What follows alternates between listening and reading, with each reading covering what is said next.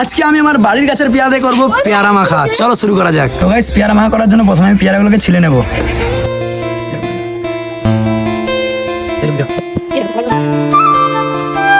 Guys এই যে আমার দুটো পেয়ারা ছিলা হয়ে গেছে। প্রথমে ভেবেছিলাম এগুলোকে কেটে কেটে নুন নুনকা মাখে খাবো, কিন্তু না, এটাকে একটু আমি অন্যরকম স্টাইলের পেয়ারা মাখা করবো।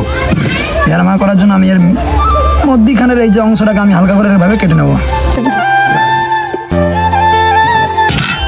দুটোকে আমি এইভাবে ছাঁদা করে নিয়েছি। এখন এর মধ্যে আমি লবণ লঙ্কা দিয়ে এটাকে ভালো করে মাখিয়ে তারপরে কেটে খাবো, দেখি কেমন লাগে। দুটোর মধ্যে আমি এখন লবণ আর লঙ্কা ঢুকাবো।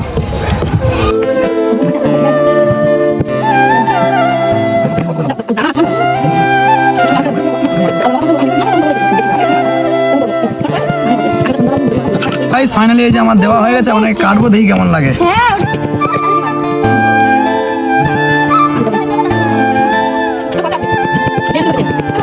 আমাদের ফাইনালি পেয়ারা মাখা এখন ওরা খেয়ে দেখি কেমন লাগে। তাহলে এখন এটা টেস্ট করি, দেখি কেমন লাগে। দারুন দারুন দারুন দারুন পানি মারবে দি। তো গাইস আমরা এখন পেয়ারা মাখা খাই। তোমরা এরকম ধরনের মিনি ব্লগ দেখার জন্য সাবস্ক্রাইব করো। Bye bye.